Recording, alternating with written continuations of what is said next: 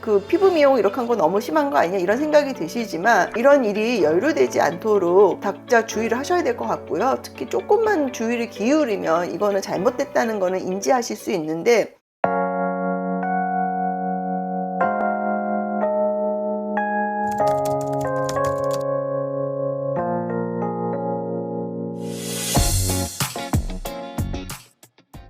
안녕하세요. 최혜원 변호사입니다. 올해 들어 특히 이제 금융감독원과 경찰청 공조에서 보험사기 적발이 더 유난히 액티브한 걸로 느껴지고요. 또 보도 자료도 많이 나오고 있습니다. 최근에는 언론을 통해서도 이제 많이 노출이 됐고, 금감원에서 2024년 7월에 보도 자료를 배포한 내용이 있는데, 보험사기한 한방병원을 적발을 했다 이런 내용인데요. 꼭 언론 보도에 나온 이 특정 병원뿐이 아니라 실제로 많은 병원들의 보험사기를 적발을 하고 관련된 의사나 담당 직원들이 처벌받는 거는 물론이고, 환자들도 그 병원, 문제 병원에서 치료를 받았다는 이유로 피의자 조사를 받고 실제로 유죄 판단을 받는 경우가 종종 있습니다. 저도 사실 최근 들어 그런 상담을 되게 많이 하고 실제로 수임도 하는데 이거 순간 아차하는 순간에 이제 그렇게 되는 경우가 있습니다. 그래서 오늘은 금감원에서 아주 상세하게 보도한 한방병원 관련해서 보험사기 어떤 내용인지 한번 살펴보겠습니다.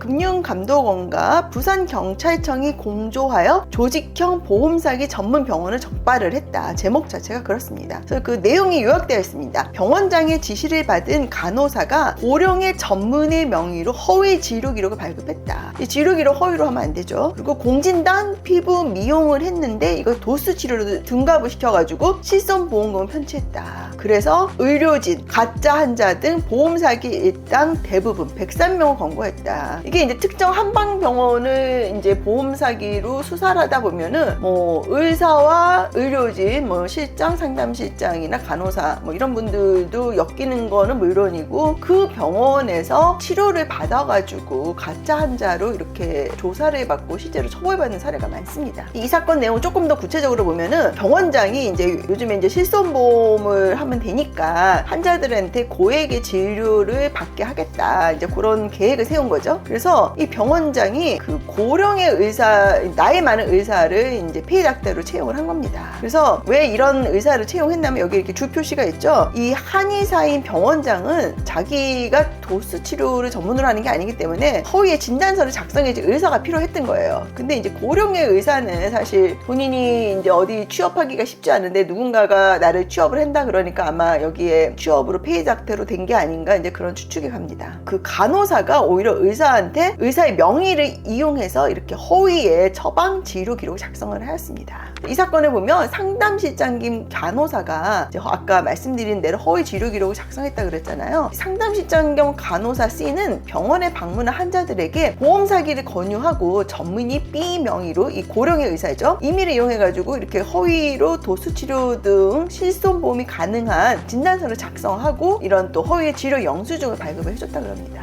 이제 그 내용을 보면요, 그러면서 이제 도수 치료는 안 받고 도수 치료를 받은 것처럼 작성을 해놓고는 요 결제된 금액에 상당하는 공진당, 피부 미용, 시술 이거를 또 제공을 했대요. 그러니까 사실은 이 사람들한테 미용이나 공진당 주고는 진료 기록에는 도수 치료, 왜냐면 도수 치료는 실손보험 받으니까 이렇게 작성을 한 거예요. 그러니까 이제 내가 이런 게 아마 소문이 나나 봐요. 무슨 병원 가면은 피부 미용 받고 대신 실손보험 처리해준대더라, 이런 소문이 나니까 간 거죠. 근데 그렇게 되면 환자들 보험 사기범으로 같이 처벌이 됩니다. 이 상담실종의 미용시술 지시 메신저 대화 내용은 이제 보면 이렇게 되어 있다는 거예요. 무슨님 도수 2회인데 그 중에 1회는 피부 미용으로 대체 부탁드립니다. 쉽게 얘기해서는 한 번은 도수고 한 번은 피부 미용인데 진료 기록은 도수로 해달라, 이런 취지죠. 그리고 또 이제 도수 대신 에스테틱하고 스파를 진행하겠다. 그럼 놓고 진료 기록은 도수를 하겠다, 이런 내용이죠. 그래 놓고 이분들한테도 이제 뭔가 그 해준 게 있어야 되니까 또 어떤 경우에는 한방에 공진당 주고는 도수 치료 4회로 이렇게 진료 기록은 또 다르게 작성하고 이렇게 나갔다는 겁니다. 그래가지고 이제 이런 게 사실 가짜인 거잖아요. 그러니까 도수 치료를 받아야지 도수 치료를 진료 기록에 기재하고 도수 치료에 대한 실손보험을 청구해야 되는데, 진료 기록에는 도수 치료인데 실제로는 피부 미용 받고 실제로는 공진당 받고, 그리고 보험회사에 도수 치료라고 그러고 실손보험 받으면 이게 보험 사기죠. 보험 사기라는 게 뭐 대단히 그렇게 뭐 예전에 우리가 생각하는 그런 거를 떠나서 일상에서도 이런 유혹에 넘어갈 수가 있거든요. 내가 뭐 피부 시술을 받는데 피부 시술을 미용 시술은 당연히 보험이 안 된다는 건 상식인데 무슨 병원은 그거를 해준대더라. 그렇게 얘기하면 거기에 넘어가시면 그거 다 보험 사기 공범이 되시는 겁니다.